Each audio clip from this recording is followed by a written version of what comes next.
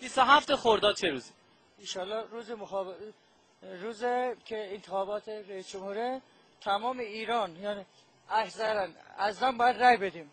چرا باید رای بدیم؟ چون ما ایرانی هستیم. باید وظیفه‌مون رو رای بدیم. شما برای سرنوشت کشورتون تا چه اندازه ارزش قائلید؟ من اونقدر ارزش یعنی دارم، من یعنی خدا سرشاهده نه خودم. من یه فرد یعنی وظیفه خودم رو میدونم چون قلبم الان گرفته. خیلی ارزش داره چون اینجا که خود کاری داره داشتم به ما نرسیدم، واقعا قلبم گرفت. وظیفه سرنوشت کشور خیلی ارزش داره. بیا یه دونه امضا می‌خواستم اونو نداد به ما.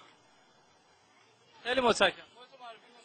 رحم خالقه، آشپز هستم. این وظیفه برای خانم‌ها خیلی سنگین‌تر شده چون جنگ الانی که ما داریم جنگ پشت هستش، قبلا روبرو بوده، جنگ روبرو راحت‌تر هست. آقای قربانی، آیا شما میدونید 27 خرداد ماه چه روزی هستش؟ روز جمعه است. 27 خرداد ماه 20 بهمنی. پس با چه احساس امنیتی این خونه زندگی میکنید؟ شاید بعضیا نمیدونن اشتباه کردن، خلاصه ببخشید. خود شما